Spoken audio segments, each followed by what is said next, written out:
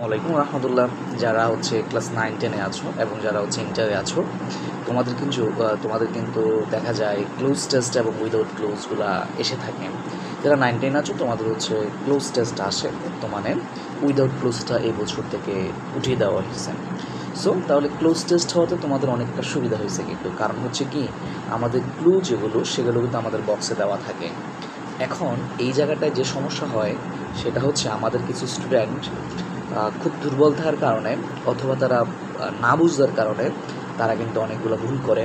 এখানে না বোঝার এক নাম্বার রিজন হচ্ছে তারা বাংলা অনুবাদ বুঝে না, অর্থাৎ প্যাসেজের যে 10টা পয়েন্ট তাদেরকে লিখতে হবে, 10টা পয়েন্টের জন্য 5টা বা 6টা সেন্টেন্স থাকে।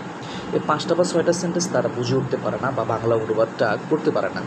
এই জায়গায় তাদের কিন্তু ওই উপরের ওয়ার্ডগুলো বসাইতে অনেকটা কষ্ট হয়।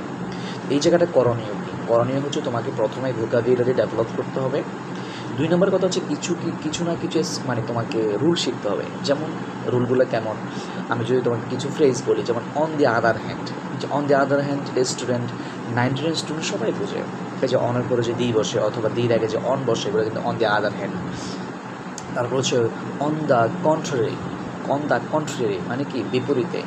এই জিনিসগুলো তোমাকে ইন এ ওয়ার্ডস, এক কথায়, বা in a word, in other words, অন্যথায়, বা এই ধরনের যে ক্রিয়াগুলো আছে, ফ্রেজগুলো আছে, একবারে সিম্পলাই ফ্রেজ যেগুলো সিম্পল, এগুলো তোমাকে জানতে হবে। তারপরে তোমাকে কিছু না কিছু রুলস জানতে হবে। যেমন আমি যদি বলি যে নাউন আছে, নাউনের পর অফ আছে, অফের পূর্বে কী হবে, তাইলে এখানে নাউনের পূর্বে কী হবে, আর্টিকেল দা হবে।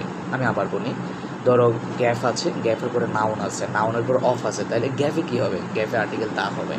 তো এই ধরনের কিছু রুলের সমন্বয় করে আমি আমার এসএসসি গ্রামার সাপ্লিমেন্ট আমি অ্যাড করেছি। প্রায় এখানে আমি প্রায় হচ্ছে 36 রুলস দিয়েছি। তো 36 রুল যদি কোনো স্টুডেন্ট সে যদি একবার রিডিং করে, সে আশা করে সে গ্রামাটিক্যালের যে পয়েন্টগুলো আসে এগুলোতে ভুল হবে না। আমরা যদি একবারে প্রথম টপিকটা ধরে দিচ্ছি, যে প্রথম টপিকের এখানে হচ্ছে প্রায় 8টা রুল, টোটাল এখানে আছে আমাদের হচ্ছে 36টা রুলস। 36 রুলসের সমন্বয় করে সে ক্লোজ টেস্টগুলো অনেক ভালো করতে পারবে, এবং এই রুলগুলো যদি সে শেষ করতে পারে, মানে এখানে এক্সাম্পলসও দেওয়া আছে এবং এক্সাম্পল উত্তরসও দেওয়া আছে, ঠিক আছে। আমি যদি তোমাকে আরেকটু ক্লিয়ার করে একটা রুল পড়াই দিচ্ছি, সেটা হচ্ছে যে কি, লিঙ্কিং ভাবগুলো তোমাকে চিনতে হবে। যে ABFL RST দিয়ে যে লিঙ্কিং ভাবগুলো আছে, লিঙ্কিং ভাবগুলোর রুল হচ্ছে 2টা। লিঙ্কিং ভার্বের পরে সোজাসুজি অ্যাডজেক্টিভ বসে, আর লিঙ্কিং ভার্বের পরে যদি তোমার প্রিপোজিশন থাকে, এরপরে হচ্ছে তোমার, আমি আবার বলি, ধরো লিঙ্কিং ভার্বের পরে সোজাসুজি তোমার কি, তাইলে অ্যাডজেক্টিভ বসে। কিন্তু লিঙ্কিং ভার্বের পরে যখন একটা প্রিপোজিশন বসবে, তখন এরপরে অ্যাডজেক্টিভটা অ্যাডভার্ব হয়ে যাবে। এই ধরনের চমৎকার যে রুলসগুলো আছে সেখানে আমি ইনভলভ করার চেষ্টা করছি।